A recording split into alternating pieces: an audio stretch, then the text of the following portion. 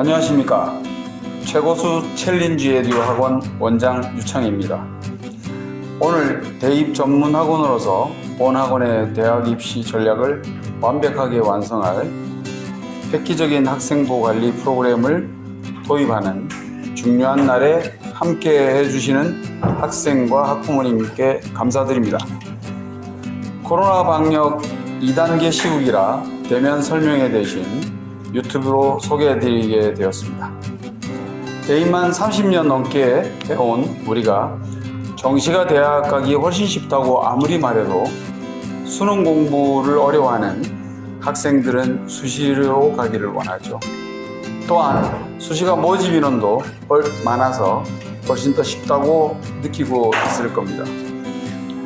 이런 학생과 학부모님들의 요구에 맞춰서 본원에서 야심차게 시작하는 대입 교육 지원 과정인 수행평가관리, 학생부 관리 및 스펙 관리의 노하우를 공개해 드리겠습니다. 많은 도움 되실 거라고 믿습니다. 그럼 우리 학원과 함께 연구하는 SGE 교육연구소 이순천 소장님을 모시겠습니다. 많은 박수로 환영해 주십시오.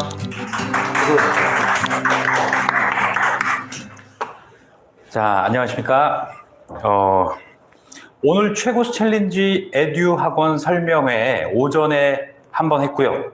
역시 열심히 시청하시는 부모님들은 뜨겁게 시청해 주셨고, 이제 오늘 저녁입니다. 최고수 챌린지 에듀 저녁 설명회. 그 바쁘시더라도요, 부모님들 꼭 끝까지 시청해 주시고 이 화면 잘 보셔야 됩니다. 귀로 듣겠다, 어떻게 청각만으로 뭘 해보겠다, 이런 생각 버리시고요. 자, 제 소개를 드리면 저는 이름이 이순천입니다. SG 교육연구소가 있습니다. 대치동에. 자, 이제 빠르게 한번 넘어가 볼까요? 이제 학생들이 있으니까 이제 학생들을 대상으로 한다고 생각하고 질문을 하면서 지금 현재 이렇게 5가지로 나눠지고 있습니다. 빨간색은 수능 보기 전에 갈 수 있는 수시 모집이고요. 파란색은 수능을 보고 들어가는 정시 전형입니다. 자, 그런데 첫 번째 아셔야 될 건 이 이름의 함정입니다. 어떤 함정이 있냐면, 첫째, 수시 모집에서 교과 전형이면 내신으로 대학을 간다고 생각하고 있잖아, 너희들, 그치? 그게 아닌 거야. 근데 이름을 잘못 만든 거지. 왜냐면 교과 전형이니까 내신이겠다라고 생각하는데 내신만 하면 1단계, 1차 합격밖에 안 되는 거야. 뒤에 보면 이게 1단계 합격이고 뒤에 최종 합격을 하려면 수능 점수가 나와야 되는 거지. 그러니까 어떤 학생들은 어떤 점들이 있냐면, 나는 1등급이니까, 나는 학교에서 상위권이니까 내신만 준비하겠다. 내신만 하는 학원 없나? 이런 학생들이 간혹 보이게 됩니다. 이런 학생들은 내신 등급은 높을지언정 결론은 최종 합격을 못하게 되는데 이 비율이 60%가 넘어갑니다. 굉장히 많은 학생들이 수능에서 점수를 요건을 못 맞추고 불합격을 하게 되는 거죠. 그래서 일단 우리 아이가 고등학교를 갔더니 내신이 좋다라고 하면 학원에서 반드시 수능 강좌와 함께 끝까지 준비를 해야 될 거고요. 그 다음에 이제 학생부 종합전형도 마찬가지입니다. 학생부 종합전형도 1차가 교과 비교과인데 엄청난 사실이 발견되죠. 면접이 남아 있습니다. 그런데 이 면접은 어떤 거냐면, 취미가 뭐야? 채팅하기? 너 취미가 뭐니? 있어? 없어? 공부하기? 훌륭한 학생이구나. 자, 근데 이렇게 물어보는 게 면접이 아닙니다. 면접은 대학별 고사라고 보시면 됩니다. 이 국영수 문제지를 학생들에게 나눠주고 이 나눠진 문제지를 가지고 풀게 하고 말하게 하는 게 바로 면접이죠. 그러니까 이렇게 보시면 돼요. 교과 전형은 내신과 수능평가다. 학생부 종합전형은 학생부와 본고사다라고 생각을 하시는 겁니다. 자, 그렇게 되면 뭐가 필요 없냐면 논술과 실기 전형이 필요가 없어집니다. 대학별 고사도 보고 교과 수능도 보기 때문에. 그래서 2024학년도 너희들 대학 갈 때야 이때 어떤 변화가 있냐면 바로 논술 전형과 실기 전형을 폐지한다.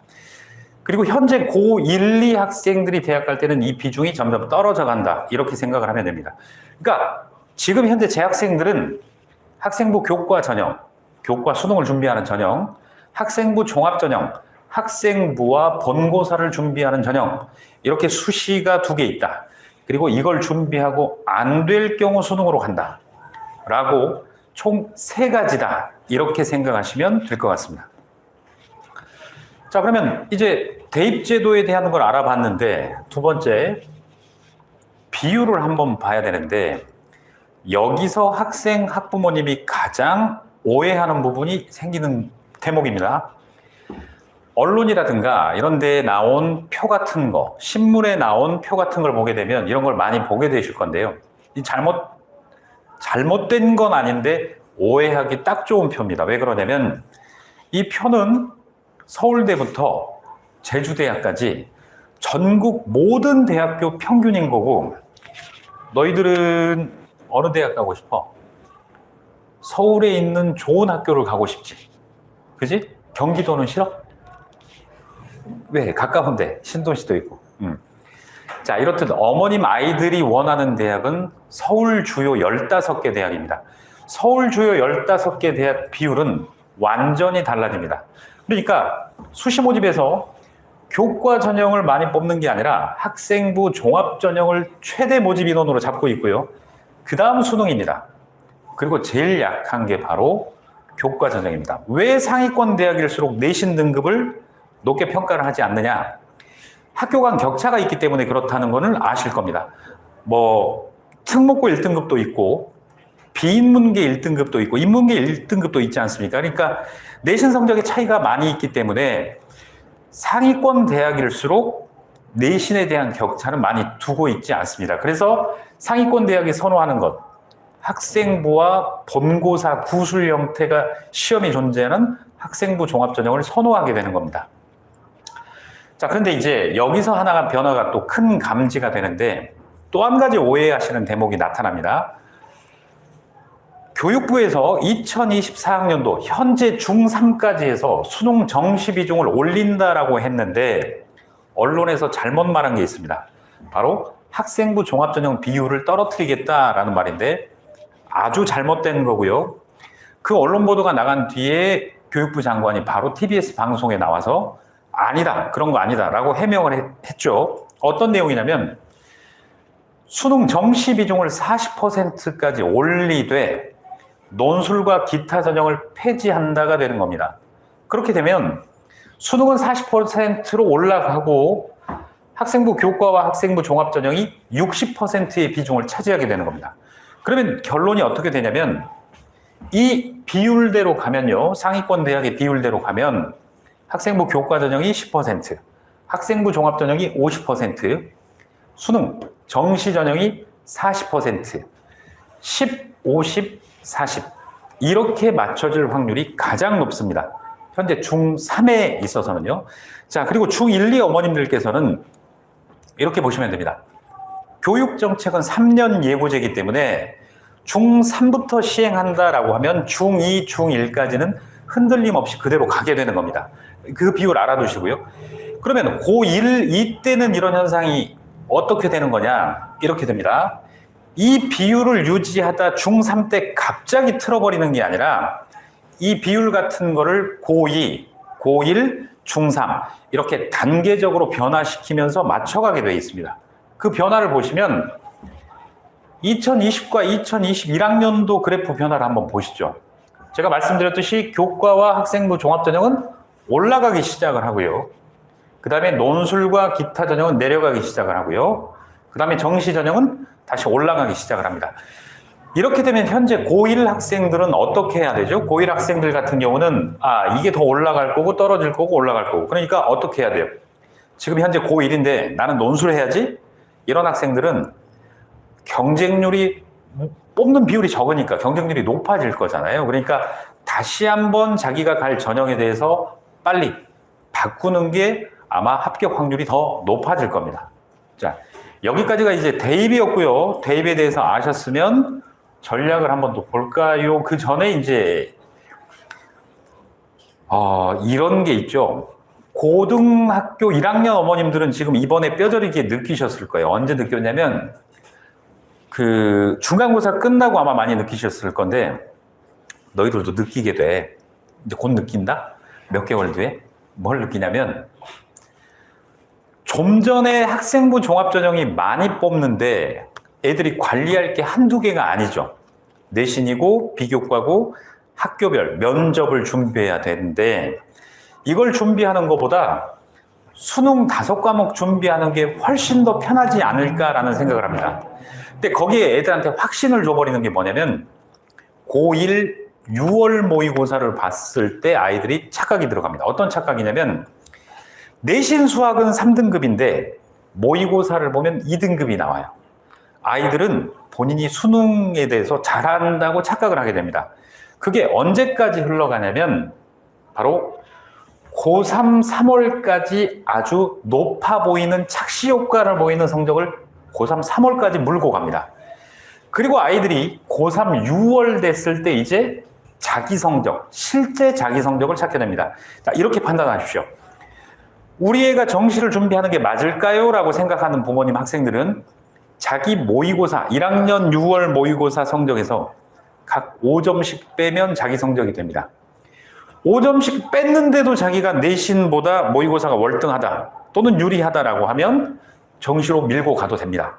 그런데 5점씩 뺐더니 내신 등급이 비슷하다라고 해버리면 정시보다 수시가 나올 수 있습니다. 자, 그렇게 전략을 짜주시는데 이건 전략이 아닙니다. 이건 요행입니다. 사실은 고등학생이라면 어떻게 해야 되냐면 내신도 열심히, 수능도 열심히, 대학별 고사도 열심히, 인성도 열심히 다 열심히 해서 교육적 효과를 높여서 아이들의 역량을 높이는 게 정상이지 너 하나 포기하고 이거 우리 올인해볼까? 이거는 사실은 나쁜 전략입니다. 왜냐면 나중에 가서 어떻게 될지 모르거든요. 아이가 갑자기 모의고사가 뚝 떨어질 수도 있는 거고 아이가 내신이 뚝 떨어질 수도 있는 겁니다. 그러니까 매사에 최선을 다한다라는 개념으로 지도하고 최고수 챌린지 에듀 학원 선생님들 또한 마찬가지입니다. 수능도 열심히, 내신도 열심히, 전체를 골고루 열심히 그렇게 해야 됩니다. 앞으로 너희들은 선생님한테 뭐가 좋아요 이런 소리 하면 안 되는 거야. 최선을 다하는 거야 항상. 자, 이제 여기서부터 비밀이 나옵니다. 어떤 비밀이냐면 너희들 공부 잘하니? 못하니? 너희 잘하지? 너희 특목고 가고 싶은 생각 없어? 자, 어머님들 그 중학교 때 이 고민 한번 해보셨을걸요? 우리 애를 특목고 보내야 될 것인가 말아야 될 것인가. 근데 안 보내신다는 어머니나 안 간다는 아이들한테 너 왜 안 갈 건데 물어보면 내신이 불리하니까요. 거기 가면 잘하는 애들이 많아서 저는 성적이 떨어질 것 같아요 라는 착각을 해버립니다. 그리고 이제 또 하나는 거기 가면 내신이 불리하니까 수능으로만 대학 가는 거 아닌가요? 라는 생각을 하게 되는데 자, 완전히 그것도 부모님들 착각이셨습니다. 지금 서울대 합격자 배출 순위를 보시면 서울대를 어마어마하게 특목고들이 지금 보내기 시작을 하죠. 그런데 수시로 많이 갔을까요? 정시로 많이 갔을까요? 보시면 어때요? 수시가 압도적이죠. 그런데 또 놀라운 점은 이 정시 합격자도 사실은 재수 3수생이 끼어 있을 거란 말입니다. 그러니까 재학생들이 서울대를 주로 뭘로 가느냐라는 결론은 수시로 가는 겁니다. 내신이 불리한데 어떻게 가지? 오늘 그걸 부모님들과 풀어야 될 과제입니다. 내신이 불리한데. 왜냐면 이 학교 애들 해봤자 애들 120명, 150명이거든요. 한 학년에. 근데 이렇게 서울대를 많이 간다? 자, 얘네들은 서울대 내신 3등급이 가는 겁니다. 연고대는 5등급, 6등급이 연고대를 가는 겁니다. 이 학교 애들은. 자, 보십시오. 내신이 불리하니까 특목고 안 간다? 안 그렇습니다. 우리 아이가 일반고 가서 2등급 할 애가 특목고 갈 때 4등급이다. 2등급 떨어진다. 자, 특목고 보내도 됩니다. 특목고 가서 2등급 떨어질 정도에는 전혀 불이익이 없이 좋은 대학 갑니다. 그런데 우리 애 특성상 내가 뒤치다거리를 계속 해줘야 되는 성격의 애다. 아마 기숙사 생활하고 혼자 놔두면 3개 등급 이하가 떨어질 것 같다. 라고 하면 특목고 보내면 그때는 손해일 수도 있습니다. 그러니까 특목고는 가면 좋다, 안 가면 나쁘다. 뭐 이거의 차이가 문제가 아니라 우리 아이가 갔을 때 우리 아이 성향상 두 등급 이하로 더 떨어지느냐 안 떨어지느냐로 예측을 하시면 됩니다. 그렇게 됐을 때 안 떨어진다고 생각하면 두 등급 이상 손해 안 볼 것 같다면 특목고를 보내는 게 훨씬 더 유리할 수 있습니다. 자, 그럼 이제 지금부터 풀어보죠. 왜 5, 6등급이 연고대를 가는 거고 3등급이 서울대를 가는 걸까? 3등급이면 몇 등이야? 한 24%면 50등 정도 하겠네? 60등 정도 하겠네? 그지? 이상한 일이지? 전교 60등, 70등을 해도 서울대 가는 대신에 지장이 없는 거야. 놀라운 사실이지. 그러면 너희 이제 목표가 바뀌었지? 목표는 어느 대학교? 서울대학교. 그지? 각오도 남을 거야. 그런데 이제 여기서 문제가 생기는 겁니다. 부모님 아이들이 왜 70등 안에 드는데 서울대를 못 가는 걸까? 왜 부모님들은 그렇게 어렵게 생각했던 걸까? 이 비밀을 이제 하나씩 보시겠습니다. 자, 학생부 종합전형의 평가는 바로 이 항목들을 다 평가하기 때문에 어려웠던 겁니다. 왜 그러냐면 부모님 세대나 제 세대나 이거에만 몰두를 했죠. 학교 내신. 우리 아이 중간고사 시험일을 잘 알고 기말고사 시험 날짜도 알고 아이들도 잘 알고, 그런데 부모님은 우리 아이의 교내 대회가 몇 월 며칠 날 무엇과 관련된 게 있는지, 우리 아이가 동아리 활동은 뭘 하고 있고 지난주에 무슨 동아리 활동을 했는지, 부모님 세대는 이 세대가 아니기 때문에 가정교육에서나 외부 교육에서나 오로지 지필평가만 생각을 하셨던 거예요. 그러면 아이들은 어떻겠습니까? 아이들도 독서 활동 전혀 안 하고 수상 경력 전혀 없어도 아이들은 중간 기말만 봤더니 아빠가 용돈을 주고 엄마가 칭찬을 하네? 이거에 아이들도 몰두를 해버리게 되는 겁니다. 그러니까 밸런스가 어긋나 있는 상태죠. 그런데 대학에서 학생부 종합전형은 이 전체를 평가한다는 겁니다. 왜 전체를 평가하느냐? 좀 전에 말씀드렸지 않습니까? 교과라는 건 이 학교 1등급과 저 학교 1등급이 다르기 때문에 대학 측에서는 얘의 격차를 벌리지 않아요. 얘가 2.5등급이건 3등급이건 비슷하겠지라고 하고 이걸 살펴봤더니 3등급 애가 2.5등급에도 훨씬 나은데 얘를 뽑게 되는 겁니다. 이게 바로 학생부 종합전형입니다. 그러니까 이 비교과를 봐서 아이들을 한번 채로 걸러버리게 되는 거죠. 자, 여기서 문제가 발생하는 겁니다. 지금도 부모님 아이들이라든가 지금 또 현장의 학생들은 오로지 여기만 생각하고 있을 수도 있습니다. 거기에 대한 문제점들을 하나씩 살펴보시죠. 자, 첫 번째, 내신 만드는 건 지필과 수행평가다. 여기서 이제 중학생들 어머님은 한번 깜짝 놀라는 상황을 겪게 되고 중학생들도 한번 놀라는 상황을 겪게 되는데요. 고등학교는 수행평가 공정성 강화 방안이라고 해서 객관적인 평가 기준서를 주게 됩니다. 그러면 중학교 애들은요, 수행평가 지금 가볍게 생각합니다. 초등학교 6년, 중학교 3년, 무려 9년 동안 수행평가는 그냥 해서 내도 만점 맞던데? 라는 생각으로 고등학교로 가게 되는데, 고등학교 수행평가는 절대 그렇지 않습니다.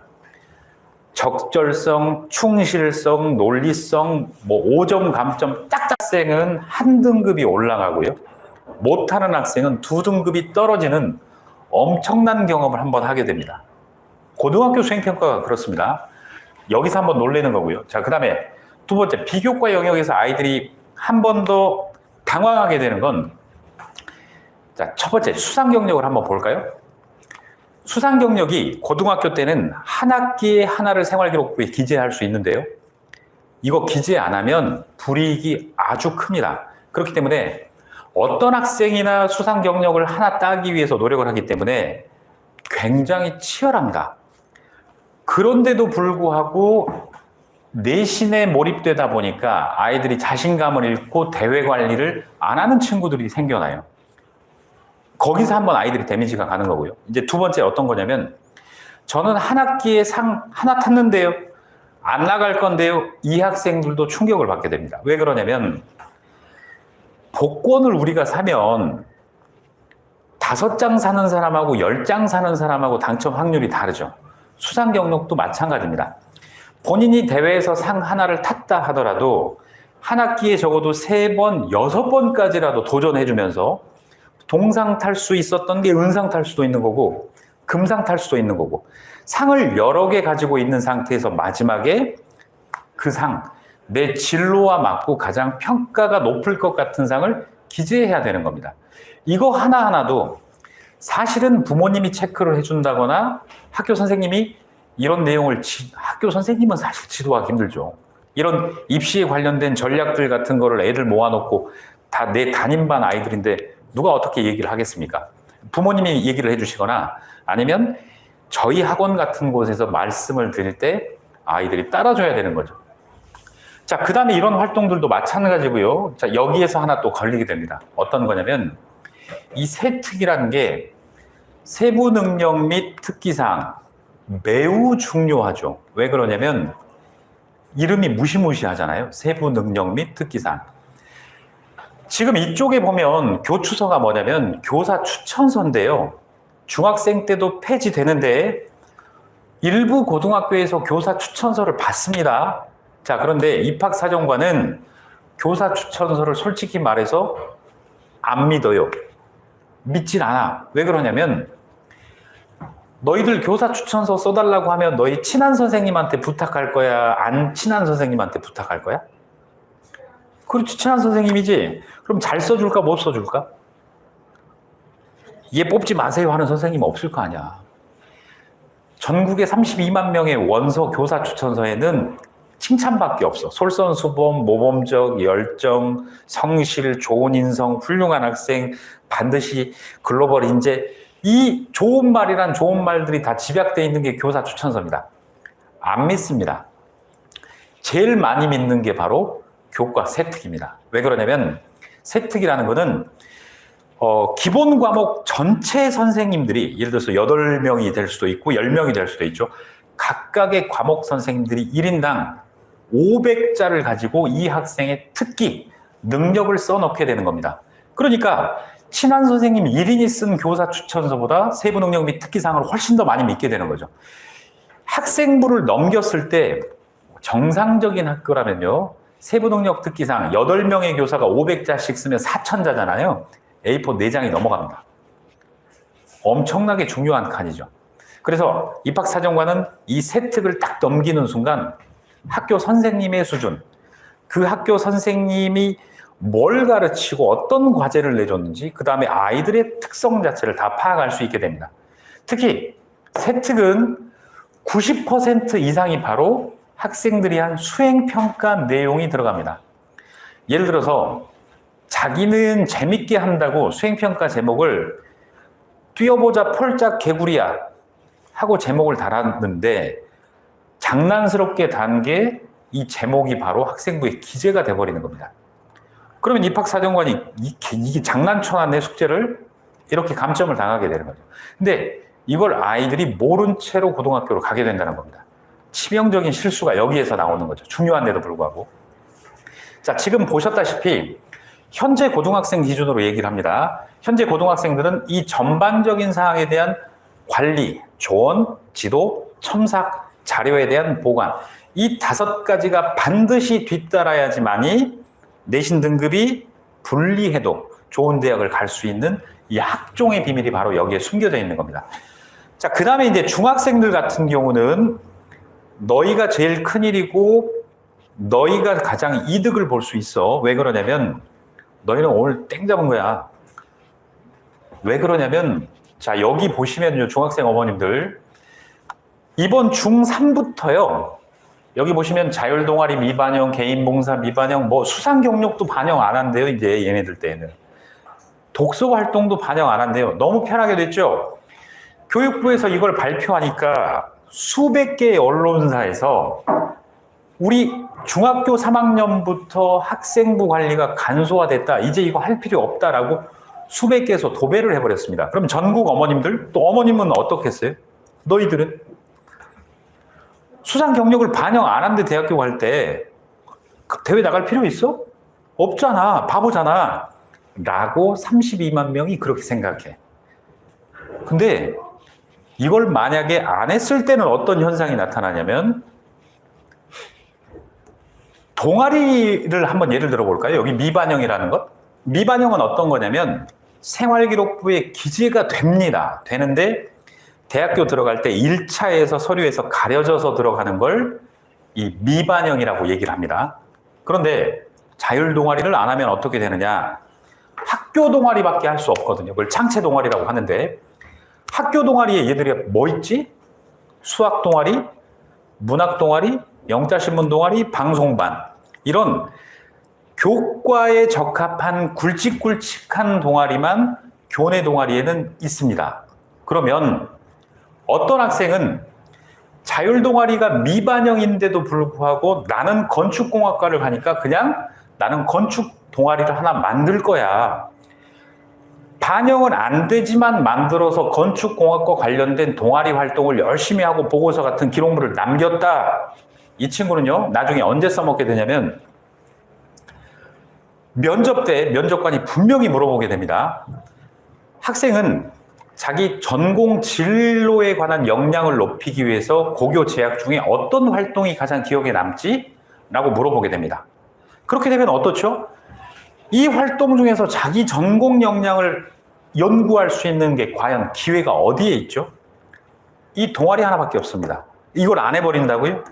그러면 전공 적합성 평가에서 학종에서 낮은 점수를 받게 될 수밖에 없습니다. 손해가 되는 거죠. 또 하나, 개인 봉사활동을 미반영하니까 안 한다? 그러면 너희 봉사활동 지금 뭐 하지? 학교 쓰레기 줍기, 급식실, 독서실 이런 거밖에 없잖아. 개인 봉사 안 하면. 마찬가지입니다. 학교 쓰레기 줍기만 3년 한 학생이 면접장에 들어가면 면접관은 물어봅니다. 고교 재학 중에 소통, 공감, 나눔, 협력을 실천한 본인의 인성을 나타낼 수 있는 활동, 남을 도왔던 활동 뭐 있지? 쓰레기 줍기밖에 안 돼 버리는 겁니다. 개인 봉사를 안 하게 되면 인성평가에서 이제 낮게 되는 거죠. 그러니까 개인 봉사 활동 같은 경우도 지금 중학생들요, 고등학교 가면 예전처럼 과하게 할 필요는 없고 한 학기에 6시간 정도 규칙적으로 반드시 그 기록을 남겨주고 나중에 면접할 때 사용할 수 있기를 바라겠습니다. 이 항목들이 다 그렇습니다. 그런데 미기재는 아예 기재조차 안 하고 써먹을 수가 없으니까 이거는 뭐 안 해도 되고요. 자소서 교사 추천서 이거는 뭐 학생들 부담은 없으니까 자소서는 부담이 있었죠. 이것도 빠지면 면접이 사실은 힘들어지게 됩니다. 그러니까 여기 미반영이라고 언론에 나오는 것들을 적어도 최고수 챌린지 에듀의 학생 학부모님은 믿지 마십시오. 오히려 이 교육 정책을 역이용하십시오. 반드시 더 큰 효과가 있을 겁니다. 그러니까 중3은 너희들 땡 잡은 거야. 친구들이 난 개인 봉사 안 가, 독서 안 해, 자율 동아리 안 만들어 할 때 너희는 하는 거야. 알겠지? 그러면 생활기록부가 32만 분의 1이 돼버리는 거야. 최고 좋은 생기부가 나오는 거지. 알겠지? 자, 그러면 우리 애들은 이거 잘 관리해서 희망을 얻고 1차를 합격합니다. 1차는 3배수 또는 5배수, 많은 인원을 뽑습니다. 그럼 이제 이렇게 되는 거야. 여기가 너희가 4등급이야. 분리해. 이게 너무 좋아. 그걸 만회해서 끝으로라도 4등급인데 성균관대를 1차 합격하는 거지. 그리고 이제 면접에서 이 비율이 어느 정도 되냐면 연고대 같은 데는 20에서 60%가 면접 비중입니다. 이게 결판 나버리는 겁니다. 왜냐면 대학별 고사거든요. 본고사입니다. 이걸 잘 준비하면 이제 우리 아이는 4등급이 됐든 6등급이 됐든 합격하는 겁니다. 바로 이게 좀 전에 보셨던 자사고 특목고 애들이 서울대 연고대를 그렇게 많이 갈 수 있었던 비밀이 여기에 숨겨져 있었고요. 그 학교에서 바로 이거를 지도하던 학교도 있고 지도하는 곳을 은은하게 알려주는 학교도 있습니다. 그 아이들이 바로 이걸 관리해서 일반고 아이들은 미처 몰랐던 사실들을 가지고 바로 이겼던 것들이죠. 그러니까 특목고에 가면 특목고니까 차별화해서 얘를 합격시키는 게 아니고 특목고 가기 전부터 이런 좋은 정보를 얻어서 어느 학교를 가든 다 써먹었던 겁니다. 여기에 바로 비밀이 숨겨져 있는 거죠. 자, 이제 또 팁이 나갑니다. 이제 계속해서 바꿀 수 있는 방법. 교과 전형에 일단 팁을 한번 살펴보시죠. 이거 굉장히 중요한 건데요. 부모님들 그 아이들 학습 설계할 때 너희들도 마찬가지잖아. 국어학원 다녀볼까? 아니면 사회 강좌 해볼까? 과학 강좌 들어볼까? 고민이 있잖아. 그지? 이걸 어떻게 하는 거냐면 지금 왼편 학생, 오른편 학생 보면 누가 더 잘해 보이냐면 얘가 더 잘해 보여, 일단. 근데 자연계열로 만약에 진학을 할 경우는 이 학생이 합격하고 얘가 떨어집니다. 왜 그러냐면 어머님 아이들이 지원하는 대학교는 대학 학과에 따라서 아예 국어를 반영을 안 해버리는 대학도 있고요. 수학에서 기하 벡터를 선택하면 가산점을 확 줘버리는 데도 있고요. 사회탐구에서 경제를 선택하면 당연히 상과 계열, 상경 계열 같은 경우는 가산점 더 얻고 들어가게 됩니다. 그러니까 이렇게 보시는 거예요. 나는 4등급이야. 인서울 못하겠지. 1등급이야. 서울대 가겠지. 전혀 그렇지 않습니다. 지원 대학 학과에 맞는 최적화된 과목을 바로 학생부 종합전형은 평가하기 때문에 첫째, 제일 먼저 할 게 본인의 진로. 나는 어떤 직업을 가질 거야 빨리 결정하는 거. 그 다음에 직업 결정을 했으면 나는 어느 대학 무슨 과를 가고 싶어 라는 걸 결정하면 그 대학이 가지고 있는 적어도 한 5개년간의 가중치를 주는 과목들, 반영하고 안 하고 하는 과목들을 우리가 볼 수 있습니다. 그렇게 됐을 때 자기 능력이 100일 때 전 과목의 노력을 많이 하는 게 아니고 자기 적성에 맞고 잘할 수 있는 과목을 그 강좌를 2강좌, 3강좌 그때 끊는 겁니다. 어머님들. 아무 데서나 가가지고 막 하라 그래서 막 이것도 저것도 하고 하는 게 아니라 진로에 대한 부분, 진학에 대한 부분을 설정하고 나서 그때 이건 좀 빠르게, 이건 좀 심화 과목까지 이렇게 배치를 해야 아이들이 확실한 1등급 과목, 확실한 킬러 과목을 갖게 되는 겁니다. 그러면 전체 평균이 5등급 나오더라도요, 절대 5등급이 아닙니다. 지난주에 어떤 학생이 있는데, 고3 학생인데, 학교에서는 얘를 인천대 가라고 했답니다. 내신을 보고. 근데 저희 회사에서 이 컴퓨터를 돌려봤더니 인천대가 아니라 연세대를 써도 무리가 없는 내신이었어요. 그럼 만약에, 그러니까 대학 폄하는 아니고, 연세대는 서울에 있지만 일단 인천대는 인천에 있으니까, 집 가까운 대학이니까 연세대 가는 게 낫죠. 그러니까 한 번에 이런 잘못된 판단 하나 가지고 인생이 갈려버릴 수도 있습니다. 또 하나를 보시면 이것도 대표적인 오해 사례입니다. 학생들의 오해 사례. 1111이니까 좋고 212니까 안 좋다라고 생각하는데 얘네를 만약에 학종은 이렇게 평가하지 않습니다. 등급으로 평가하는 게 아니야 얘들아. 등급 얘기를 안 하는 거야. 뭐가 들어가냐면 원점수 과목 평균 표준 편차가 딱 들어가는데 이 학생은 85점의 1등급, 이 학생은 84점의 2등급이잖아요. 이 모든 자료가 다 컴퓨터로 들어가서 계산을 해보면 등급으로 점수를 주는 게 아니라 이런 것들을 계산해서 다시 환산을 한 번 더 합니다. 1차 합격 총점을 500점 만점, 800점 만점, 1000점 만점으로 3단계로 나누는데요. 이게 만약에 1000점 만점일 경우는 두 학생 간 점수 차가 0.06 또는 0.04 정도밖에 일어나지 않습니다. 그러니까 얘네들이 격차가 없어요. 동점이에요, 그냥. 그렇게 돼버리는 겁니다. 그러니까 이게 있죠. 학생들도 너 어느 대학 가고 싶어 써내라고 하면 고등학생들이 자기 이것만 생각해서 대학을 높여버린다든가 대학을 낮춰서 생각하는 학생도 있고요. 부모님도 마찬가지고 학원 선생님들도 마찬가지고 아이의 이런 것들을 모르면 지도 자체가 완전히 다른 길로 가버리게 됩니다. 그러니까 반드시 학생들도 학부모님들도 이런 것들은 전문가와 상의해서 진로 진학 부분을 잡아주시는 게 가장 올바른 선택입니다. 이제 교과를 한번 살펴봤고요. 이제 두 번째 뭘 살펴봐야 되냐면 자, 보이실 거라고 생각을 하는데 창체 활동의 자동 봉진 해서 4가지 대표적인 활동이 있습니다.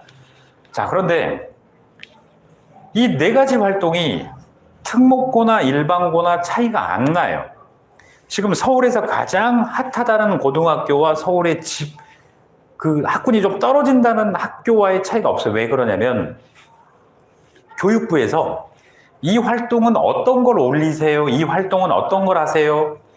샘플이나 지침이 내려갑니다. 그러니까 여기 있는 학생이나 제주도에 있는 학생이나 아니면 뭐 대구, 광주에 있는 학생들도 차이가 안 납니다. 똑같아요. 예를 들어서 너희들 생활기록부 본 적 있어? 너희들 거? 없어? 9년을 살았는데 9년을 학교 다녔는데 본 적이 없어. 야, 한번 보면 선생님이 이제 딱 정확하게 나오는데 자율활동에는 첫째 줄에 이렇게 나옵니다. 학급 자치회 반장으로서 어쩌고 저쩌고 저쩌고, 학교 축제 때 어쩌고 저쩌고, 학교 체육대회 때 줄다리기를 잘해서 우승하고 어쩌고 저쩌고 역할이 크고, 그 다음에 청소년 흡연 예방 교육을 받고 어쩌고 저쩌고, 뭐 성폭력 예방 교육 받고 어쩌고 저쩌고, 이게 다 자율활동입니다. 어머님 학교 애들이나 전국의 모든 학교 애들이 똑같이 들어갑니다. 그 다음에 진로 활동은 MBTI 진로적성 검사를 했더니 얘는 진로가 어쩌고 저쩌고 다 똑같아요. 자, 그런데 이상한 일이죠. 왜 똑같은데 4등급, 5등급은 영모대를 가느냐? 자, 여기에 또 하나 기술이 들어갑니다. 교육부 지침인데요. 교육 관련 기관은 교육부 및 소속기관, 시도교육청, 직속기관, 교육지원청 및 소속기관 등등 서울시교육청만 해도 몇백 개인데요. 이 기관들에서 한 활동은 자, 바로 학생부에 기재 가능합니다. 그러니까 무슨 소리냐면 우리 딸아이가 정치외교학과를 가서 외교관이 되고 싶대요. 그런데 창체활동에 줄다리기를 정말 열심히 해서 얘가 기여해서 우승을 했다? 입학사정관이 정치외교학과 입학사정관이 그게 무슨 의미가 있냐고요. 그런데 우리 딸아이가 만약에 국립국제교육원에서 예를 들어서 2개월간 무슨 활동을 했다. 아니면 대한민국 학술원이나 외교부가 하는 어떤 활동에서 이런 탐구 활동이라든가 대회에 나가는 활동을 했다. 입상 못해도 됩니다. 왜냐하면 상을 받아도 어차피 기록은 안 돼요. 수상 경력에. 활동한 내용이 들어가기 때문에 공부를 잘하든 못하든 영어를 뭐 헬로우 하나밖에 못해도 갖다가 기록물만 남겨두면 다 기재 가능합니다. 그러니까 다 쓸 데 있는 교육이긴 하죠. 그런데 진로 진학 부분에 맞춰서 별 연관성이 없는 거는 기재 안 되게 하고 아이 진로 진학과 연결해서 이런 기관들의 활동을 찾아서 할 수 있도록 해주는 겁니다. 그러면 완전히 바뀌어버리죠, 학생부가. 얘는 진짜 준비된 애구나. 달라지게 되는 겁니다. 바로 여기에 비밀이 있었던 겁니다. 자, 그 다음에 이제 쭉 넘어가서 너희들은 반장하니? 고등학교도 반장하면 좋겠지. 그러면 뭐 평가가 좋아지겠지.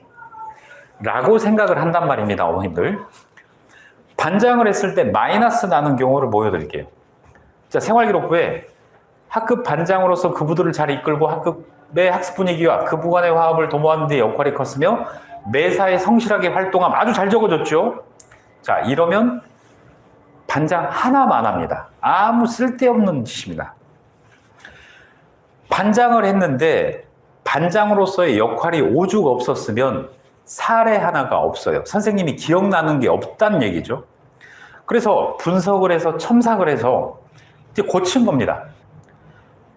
유쾌한 학급을 만들자는 공약을 실천하기 위해 노력, 각 교과 시간별로 인사법 제안, 학습 도우미 선출해서 수업 내용을 요약, 교실의 게시 활용, 자습 시간에 인원 파악하기 위해 그부들의 일정 이동 상황 꿰뚫고 세심하게 관리. 자, 어떻습니까? 같은 반장인데 여기는 아무 효과 없는 반장, 여기는 효과 있는 반장, 이렇게 되는 겁니다.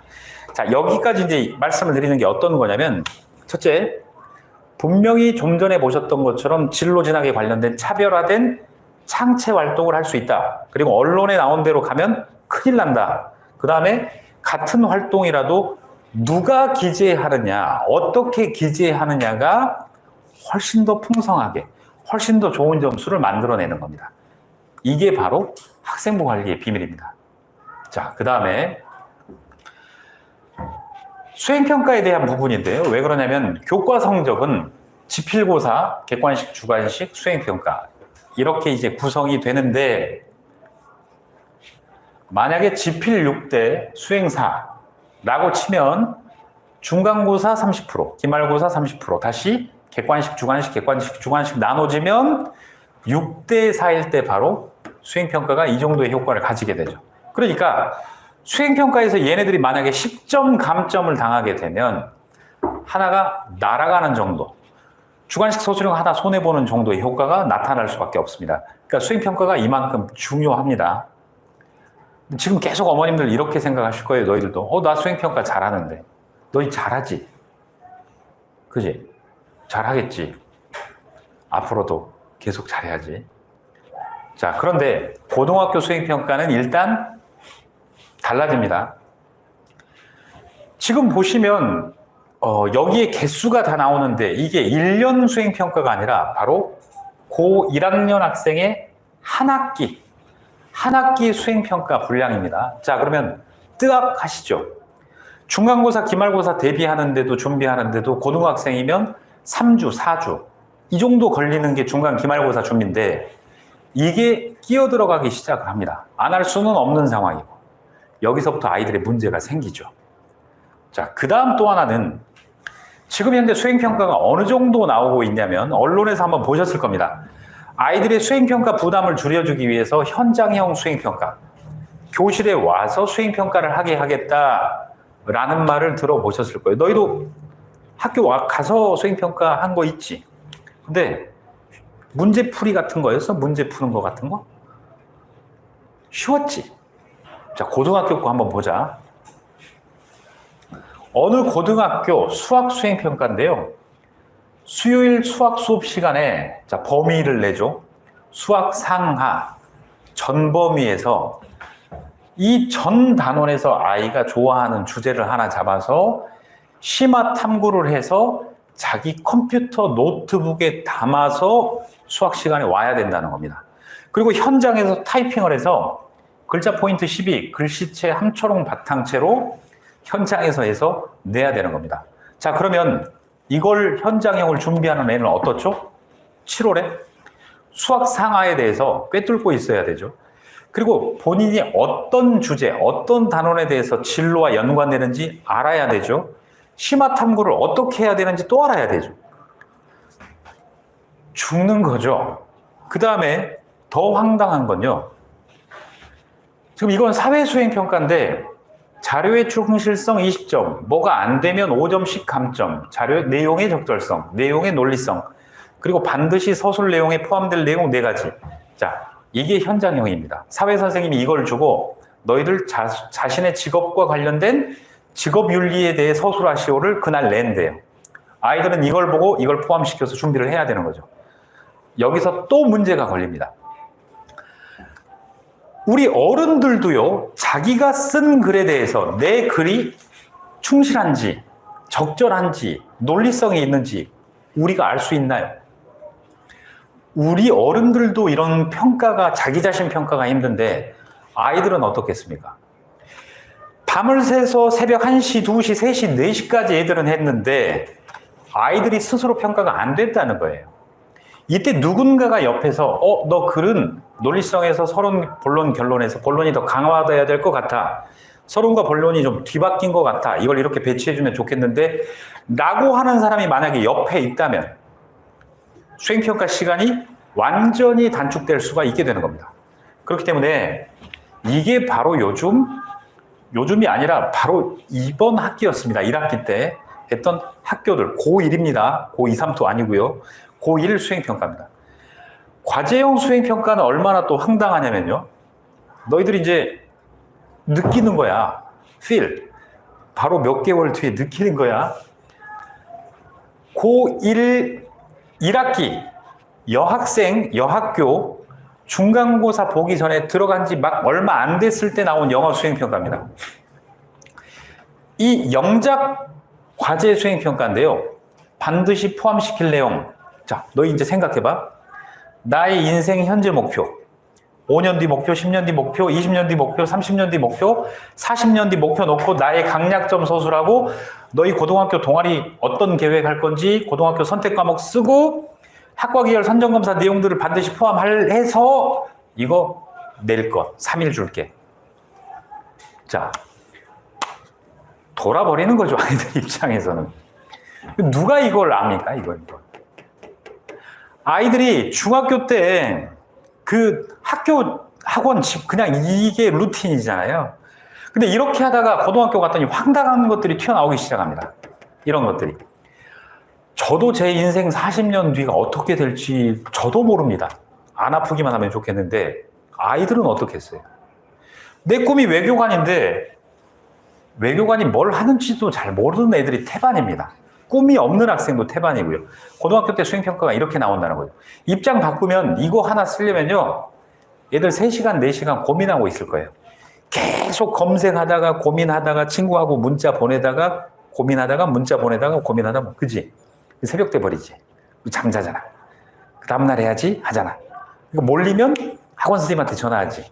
선생님 수행평가 때문에 오늘 학원 빠질게요. 라는 게 바로 얘네들의 일상인 겁니다.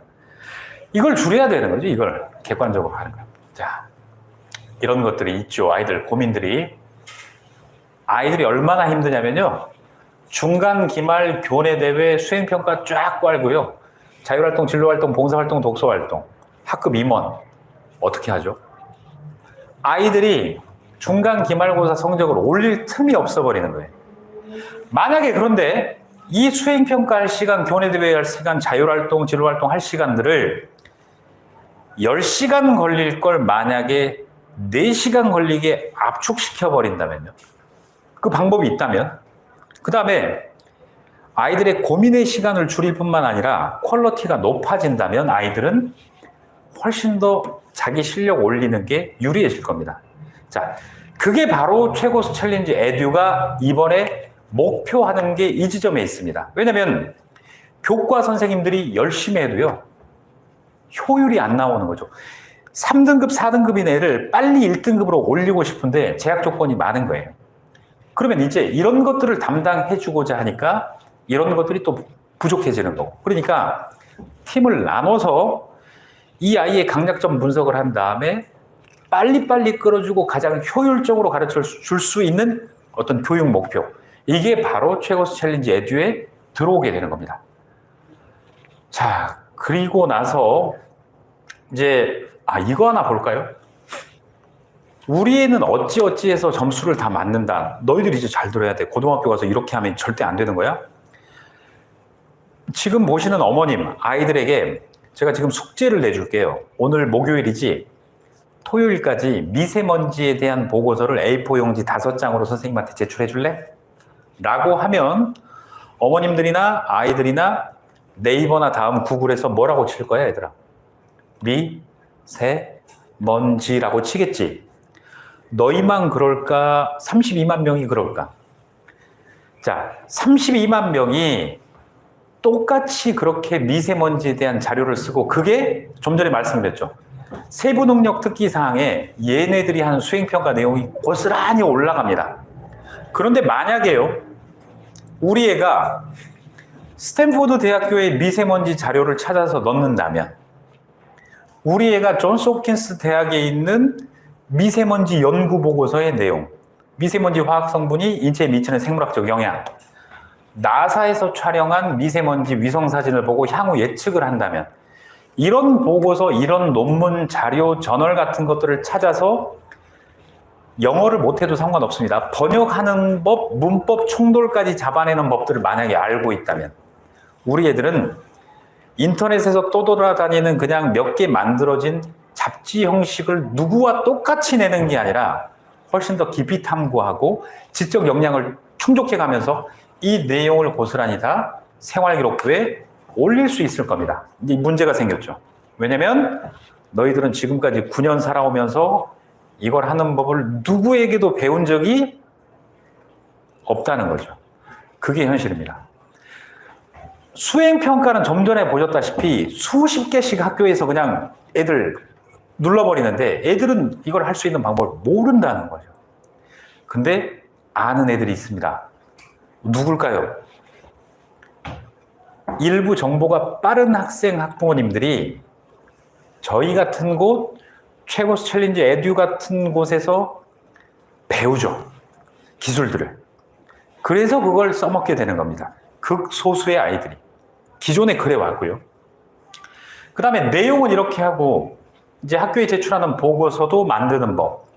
그 다음에 파워포인트를 자기 수행평가 주제에 맞게 이미 디자인되어 있는 파워포인트 틀을 빠르게 만들 수 있는 방법을 애들이 알고 있다면, 그러니까 파워포인트를 만드는 게 아니고 만들어져 있는 것들을 바로바로 옮기는 작업들을 배운다면, 그리고 대부분의 아이들이 참고 그림을 구글이나 네이버에서 찾는데 이건 걸립니다. 저작권 문제가 있고 동일한 그림이니까 애들도 많이 쓰는 거니까 저작권 무료인 사이트에서 저작권이 없는 사진을 편집해서 올릴 수 있는 기술을 안다면, 그리고 마지막 발표의 기술, 제스처의 기술. 스탠포드 경영대학원 수업의 내용입니다. 제스처 사용하는 방법들. 자, 수행평가가 나왔을 때 어떤 주제든 간에 차별화된 강력한 내용을 찾는 방법, 빠르게 만들 수 있는 방법, 좀 더 발표를 잘하는 방법들을 아이들이 알 수 있다면 훨씬 더 큰 도움이 되겠죠. 그리고 아이들이 이렇게 만든 것들을 평가 기준에 맞는 건지 안 맞는 건지 옆에서 지켜주는 사람이 있다면 아이들은 많이 달라질 겁니다. 굉장히 달라질 겁니다.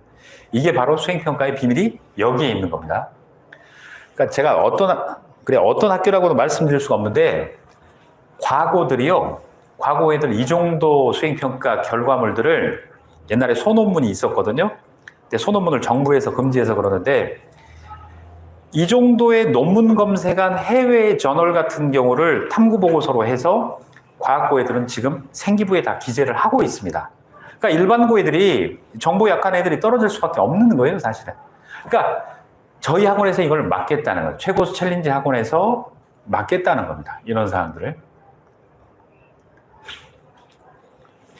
이제 우리 최고수 챌린지 에듀 학원에는 이렇게 담당 선생님이 배정되고 핸드폰 번호가 오픈이 됩니다.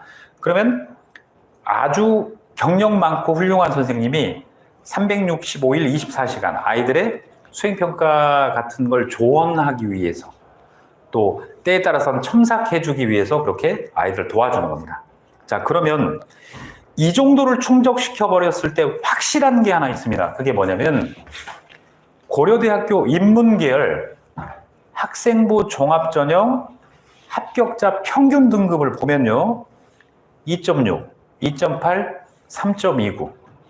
자, 거짓말이 아니죠. 고려대 가는데 300명 정원에 전교 70등이면요, 어머님 아이가 내신에 1도 문제가 없는 겁니다. 고등학교 가서 전교 30등 하면 훌륭한 성적인 겁니다. 고려대를 떨어지면 걔는 안 되는 거예요. 자, 근데 비밀은 내신 그렇게 돼 있을 때, 좀 전에 말씀드렸던 그게 충족돼 있을 때, 학생별 차별화되는 거, 수행평가 특이한 건 아니고 깊이 있는 거, 그 다음에 기재 요령이 충족돼 있으면 70등이어도 71등이어도 연고대 합격하는 데는 문제가 없는 겁니다.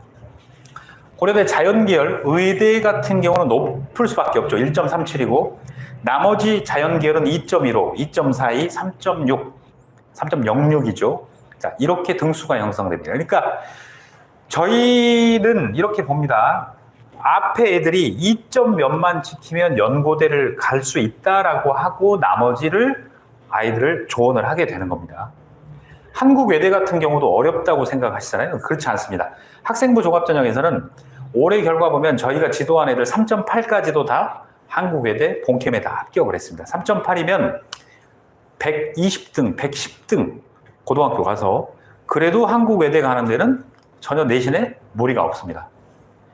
중앙대도 지금 마찬가지죠. 파란색 점이 전체 합격자 평균입니다. 중앙대 문과 3, 4등급이 제일 높죠.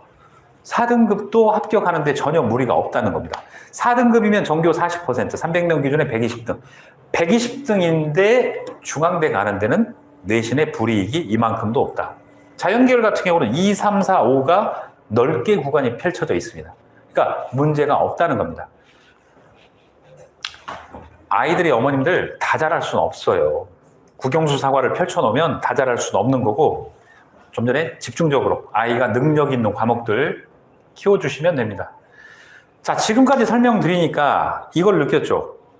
얘들아, 방법은 알겠니? 뭐만 잘하면 좋은 대학을 갈 수 있는지? 응? 내신 최선을 다해서 열심히 하고 그 다음에 저런 것들만 관리 잘해주면 고등학교 가서 만족할 만한 성적이 안 나와도 실망할 필요 없이 좋은 대학을 가는 거야. 꿈과 목표를 다 이루는 거야. 자, 그런데 누가 해주지 그걸? 어머님들도 고민일 겁니다. 아, 그래서 어쩌라고? 뭘 도와줄 건데? 이게 이제 아이들의 고민인데, 최고수 챌린지 에듀 학원이 그래서 저희 SG교육연구소와 함께 아이들의 이런 어려운 점들을 도와줄 겁니다. 2학기부터요. 일단 이 디자인 플랜이라고 있는데 여기에 학생 개개인의 이름이 라벨링 됩니다. 그래서 저희 대치동 본사 오면 이 책꽂이가 쭉 있고요. 한 명 한 명의 이 포트폴리오를 다 관리를 합니다. 그래서 학생 사진, 내신 성적, 희망대학, 희망학과들 다 기록하고 전체를 다 관리를 하게 되는 게 돼요. 관리 항목은 수행평가부터 인성활동까지. 인성활동은 뭔 줄 알아, 얘들아? 모르지? 담임선생님이 볼 때 쓰레기를 줍자고 알려줄 거야. 착한 일을 해야 되잖아. 없을 때도 주워야 되는데 있을 때 주우면 좋지. 담임선생님이 안 보면 어떻게 할 거야? 앞에 가서 흔들어야지. 선생님 저 주웠는데 저 착한 일 했는데 나중에 생활기록부 행동특성 종합의견에 이런 내용 넣어주세요 라고 하면 농담으로 선생님 얘기하는 거지만 그런 활동을 해야 되는 거야. 그래야 선생님이 하나 더 넣어주지. 그지? 그러니까 수행평가부터 인성활동까지 아이들이 조언하고 아이들이 먼저 만든 게 있으면 저희가 첨삭하고 하는 방법들을 알려주고 때에 따라서는 얘네들이 뭐 경제를 선택했는데 어렵다. 경제에 대해서 물어볼 사람이 없다. 아니면 학원 선생님들 수업 중이라 너무 바쁘다라고 하면 상관없습니다. 저희는 영역별로 전문 연구원들이 있기 때문에 문제집 풀다가 어려운 것도 사진 찍어서 보내주면 답을 지금까지 우리 연구원들은 다 해주더라고요. 그러니까 저희 연구소에 120명 되는 연구원들이 최고수 챌린지 에듀 학생들의 완전히 세부적인 과목별 지킴이가 될 겁니다. 아이들은 인터넷에서 떠도는 걸 보거나 위키피디아 같은 데서 보는 게 아니라 진짜 전공자에게 바로바로 답변을 얻을 수가 있을 겁니다. 자, 그래서 예를 들어서 교내대회 같은 경우는 학교의 대회 일정을 보고 저희 선생님들이 이 노란색 대회는 나가보자 라고 지정을 해주고요. 아이들이 이 탐구보고서 대회 저 나가볼게요. 초안을 이렇게 작성했는데 어떠세요? 라고 하면 이렇게 첨삭이 들어갑니다. 이거 아닌 것 같은데 이걸 좀 바꿨으면 좋겠는데 어디 가면 이런 자료가 있으니까 참고해 볼래? 해서 만들어주면 선생님이 같이 옆에서 서포트 해주는 거죠. 훨씬 더 좋을 겁니다. 아이들도 뭔가 도움을 받고 해볼 만한 마음이 있는 거죠. 아이가 대회에 나간다고 부모님도 신경 안 써 알아주는 사람도 없고 혼자 고민하고 애들이 무슨 재미로 하겠어요, 이거. 수행평가도 마찬가지입니다. 수강 과목에 상관없이 최고수 챌린지 에듀의 이 학생부 관리 프로그램으로 들어오시면 국영수사과, 고2, 고3도 선택 과목들 있죠. 물리2, 뭐 화학2, 기하벡터나 확통이라든가 미적까지도 저희가 전문 선생님들이 다 배정이 되고요. 동영상 강의도 제공이 됩니다. 그러니까 코로나 이 상황이 돼서 얘기를 하는 게 아니고 저희가 학부모님에게도 이 교육 동영상을 보여주고 학생에게도 들어갑니다. 그러면 학생들은 이 교육 동영상을 보고 본인들이 초안을 만들어서 저희에게 보내주는 겁니다. 그러면 이렇게 저희가 월말 보고서를 해서 이 학생은 4월에 이런 활동을 했고 몇 월 며칠 날 이런 내용이 들어갔습니다. 학생의 수행률은 100% 매우 잘했습니다 라고 최고수 챌린지 에듀학원 원장 선생님, 실장님, 선생님들에게 이 자료가 다 들어가고요. 부모님들에게도 이 자료가 들어갑니다. 그러니까 부모님은 아이들에게 잔소리를 하지 않으셔도 또 대화하다가 충돌이 일어날 필요 없이 아, 내 아이가 세상에 이렇게 학원 공부, 교과 공부도 열심히 하고 이런 활동들을 했구나. 부모님은 또 아이에게 용돈을 또 많이 주실 수 있는 거죠. 그치? 너희들이 한 걸 부모님은 잘 몰라주시잖아. 그치? 꼭 공부할 때 안 보시지. 공부 안 할 때 기가 막히게 찾아놓고 너 왜 공부 안 하니? 이러잖아. 이런 걸 없애준다는 거지. 이런 활동들 너희 많이 하잖아. 그치? 자, 그렇게 해서 일단은 시작을 하게 되면 나의 꿈, 나의 진로에 대한 것, 아이들의 진로 진학 부분 고민하고 학생들이 이렇게 저희에게 보내줍니다. 본인이 맞는 걸. 그럼 이걸 놓고서 선생님하고 같이 너 왜 자동차 공학 기술자로 했어? 여기 가면 어느 대학 무슨 과가 있지, 이 대학 가려면 어느 정도 목표로 해야 되는데 아주 깊이 있는 상담이 들어갑니다. 그리고 이 자료를 보관하게 되고 다시 최고수 챌린지 에듀 학원과 저희가 이 자료를 공유하게 됩니다. 그리고 이 학생의 최종 목표 대학 학과에 합격할 때까지, 그 합격증을 받을 때까지 저희가 관리합니다. 독서도 마찬가지고요. 아이들한테 야, 책 읽어라 이게 아니라 책을 어떻게 읽어야 되는지 교육 동영상을 주고 아이 진로에 맞춰서, 학과에 맞춰서 선생님이 이 표를 주고 전화를 할 겁니다. 선생님 생각에는 너 이거 읽으면 좋을 것 같은데 이건 어렵지 않으니까 이 책으로 한번 해봐 라고 책을 골라주고요. 책을 읽은 다음에는 반드시 책 선정 동기, 주요 인물, 줄거리, 느낀 점, 이 4가지를 학생이 써내게 만듭니다. 그렇게 해서 그걸 또 저희가 보관하게 되는 거죠. 그러니까 모든 활동들이 이렇게 봉사활동에 대해서 어떻게 해야 되는지 다 안내하고 아이한테 초안을 받고 얘기하고, 또 동아리 활동을 어떻게 해야 되는지 안내하고 초안을 아이에게 받고 또 상담하고, 그래서 자꾸 이런 것들을 보완 조치해서 스스로 해나갈 수 있도록 저희가 가이드를 하는 겁니다. 자, 그래서 이제 수행평가 같은 경우도요, 예를 들어서 이게 고3 학생 수행평가 저희가 캡처한 거고요. 그 다음에 저희가 첨삭한 겁니다. 아이가 쓴 내용보다 저희가 첨삭한 게 더 많죠. 예를 들어서 될지도 모릅니다가 아니라 현실로 다가오고 있습니다로 말을 좀 바꿔달라. 문장의 첫 시작은 띄어쓰기 좀 해달라. 자, 이게 문제인 겁니다. 이 고3 학생은 저희에게 첨삭 받기 전까지 띄어쓰기 한다거나 이런 표현은 안 좋다거나를 몰랐던 겁니다. 아무도 안 알려줬던 거죠. 지도 자체를 받은 적이 없는 거죠. 그러니까 초등학교 때 하던 습관이 중학교 하던 습관이 고등학교로 가서 이 정도 결과물밖에 만들어내지 못했던 겁니다. 고생은 고생대로 하는데 결과물이 안 좋았던 거죠. 그러니까 빨리 해줘야 되는 거죠. 그래서 저희가 생각하는 건 중학생들은 중3 때부터 시작을 해서 연습을 한번 해봐야 고1 때 가서 이 시행착오를 겪지 않게 될 겁니다. 자, 그 다음에 이제 우리 최고수 챌린지 에듀 학원에는 이런 안내문이 들어갑니다. 그러면 어머님들이 이 안내문이 어떤 거냐면요. 자, 학생부에 기재 가능한 또 스펙을 저희가 만들어냅니다. 교육청 주관 주최 대회에 나가서 아이들이 활동을 하게 되면요. 대상을 받건 아무 상을 안 받건 상관없다 얘들아. 대회에 나갔다는 이 활동 자체가 생활기록부에 올라가는 거야. 상 받으면 땡큐고 상금이 많거든. 용돈 받을 수 있잖아. 그지?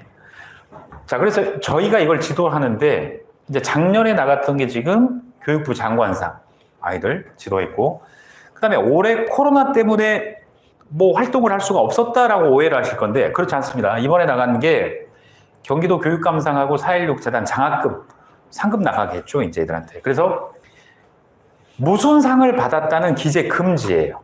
그런데 얘네들은 경기도 교육청이 주관한 어떤 대회에 나가서 어느 정도의 결과물을 냈고 4.16 재단 장학금을 받게 됐다. 이게 들어가는 거죠. 쓸데없는 자율활동 중에서 아, 이거 왜 넣었지? 불필요한 걸 빼고 바로 이런 활동들이 들어가게 됩니다. 그런데 이런 활동을 하게 되면 이렇게 언론사에도 신문에도 아이들의 작품이라든가 이런 게 등장하게 되죠. 자, 그 다음에 이번에 또 코로나 때문에 봉사활동 너희들 했니? 못했지? 상관없어, 안 해도. 언론에서 코로나이기 때문에 올해 1학기, 2학기도 그럴 것 같은데 봉사활동 반영을 안 하겠대, 대학 갈 때. 그러니까 우리 애는 안 해도 되지라고 생각하시면 어머님들 안 된다는 거예요. 남들 다 안 하니까 나도 안 해 하면 차별화가 안 된다고. 그래서 올해 지금 유네스코 환경공모전에 저희가 국제공모전에 내보내서 전원 입상을 시켰는데요. 입상이 중요한 게 아니고 행정안전부에서 이 학생들의 생활기록부에 4시간 봉사활동을 이 코로나 와중에 넣어줬던 겁니다. 그리고 여기 장애인 인식해서 이 사단법인에서도 이 아이들에게, 학생들에게, 여기 있는 아이들에게 봉사활동 시간을 4시간씩 다 주게 되는 겁니다. 그러면 코로나 상황이니까 전국의 아이들이 봉사활동이 없을 때 여기 나갔던 애들은 기가 막히게도 행정안전부나 장애인 사단법인 장애인 협력재단에 딱 봉사활동이 기록이 되는 겁니다. 이게 바로 차별화될 수 있는 요소가 되는 것들이죠. 그 다음에 이제 동아리 활동 너희 뭐 하지? 학교에서? 너희 뭐 잘하는 거 있니? 동아리 지금? 학교 동아리 활동 뭐 다큐멘터리 틀어주지 않니? 영상 틀어주고 그리고 보고서 쓰지 않니? 뭐 막 활동하니 요즘? 못하지? 그럴 거야. 근데 너희만 그런 게 아니라 다 그래. 그렇게 하면 된다고 안 된다고. 이제 안 된다는 거야. 자, 어떻게 되냐면요. 진로에 따라서 그 진로 전공 활동을 동아리 활동에 기재해 주는 게 가장 좋은데 나갈 수가 없어요. 코로나 때문에. 그럼 어떻게 하느냐. 의학, 생명, 화학, 공학 분야의 진로를 가진 학생들은 지금 과학기술정보통신부 이 대외 활동을 시키고요. 공학, 경영, 산업 분야는 산업통상자원부, 한국에너지공단, 교육부에서 하는 이 활동을 저희가 만들어서 아이들이 활동을 하게 합니다. 뭐 예를 들어서 작년에 육군사관학교 갈 학생들은 그래서 국방부 장관상을 받았고요. 엄청난 학생들이 언론에 나오고 각종 상을 수상하고 이런 활동 내용들을 학교 동아리에서 개인 탐구 활동으로 넣었던 겁니다. 경쟁력을 가질 수밖에 없죠. 자, 그러면 이제 이렇게 TV에도 나오고 저희 그 지도하는 초등학생입니다. 그 다음에 이렇게 나올 뿐만 아니라 연합뉴스, 네이버뉴스 수백 개의 언론에 자동으로 이게 다 올라갑니다. 너희 신문에 나오는 거 좋아하니 얼굴? 마스크 쓰니까 괜찮잖아, 그지? 그래도 좋아하시겠지. 우리 애가 이렇게 활동을 했구나. 그리고 이 기록물들을 보관하고 있으면 대학 갈 때 유리한 거, 그지? 그러니까 많은 활동을 하지 않고 딱 이렇게 하시면 됩니다. 한 학기에 전공과 관련한 이런 활동 하나, 그 다음에 인성과 관련된, 왜냐면 봉사와 관련된 걸 해야 되는 게 코로나 때문에 제가 봤을 때는 움직일 수가 없어요. 봉사 시간은 당연히 학교도 제가 지금 문제입니다. 학교에 뭐 가야지 쓰레기를 줍든 말든 하는데 이것도 지금 제가 봤을 때 힘들어요. 이 와중에 어딜 가지 않고서도 애들은 개인 봉사 시간을 다 가져가 버릴 수 있는 거야. 굉장히 좋은 거지. 이제 자, 이렇게 최고 챌린지 에듀 학원에서는 아이들이 뭐 시대가 어떻게 되든 남들이 어려움을 겪는 와중에서도 대비책들을 다 마련해 놓고 있습니다. 그래서 학생들에게는 뭐 이런 교육도 시키고 담당 팀장이 배정돼서 학생들과 상담하고 또 전화상으로도 관리하고 이 영상통화도 해야 되고요. 그 다음에 메신저를 통해서 첨삭받은 걸 주고받기도 하고요. 그 다음에 뭐 특목고를 가거나 아니면 대학교 자소서, 면접까지 의대를 가건 일반 학과를 가건 저희 연구소에 또 면접 자체 교재가 있고 저희가 스튜디오를 또 3개 보유하고 있기 때문에 거기에서 모의 면접 시뮬레이션도 진행을 하고 있습니다. 그러니까 최고 챌린지 에듀 학원의 학생들은 고등학생들은 수행평가하고 학생부 관리 이게 기본으로 들어갑니다. 중학생들은 특목고를 가는 학생은 이게 2개가 기본으로 들어가고요. 특목고를 안 가는 중3 학생들은 자, 요것만 별도로 이번 학기에 저희가 관리하면서 요령이라든가 첨삭 내용, 고등학교에서 시행착오 겪지 않도록 저희가 이 서비스를 진행을 합니다. 저희가 2학기에 이제 시작을 합니다. 그래서 지금 8월 말이죠. 지금 신청서를 받고 저희가 아이들 인터뷰를 하고 9월 1일부터 이 서비스가 들어가게 될 겁니다. 최고수 챌린지 에듀 믿고 끝까지 보시는 것처럼 초등학교 때부터 고3 합격증 받는 그날까지 믿고 맡겨주시기 바랍니다. 자, 늦은 시간까지 시청해 주셔서 감사합니다. 고맙습니다.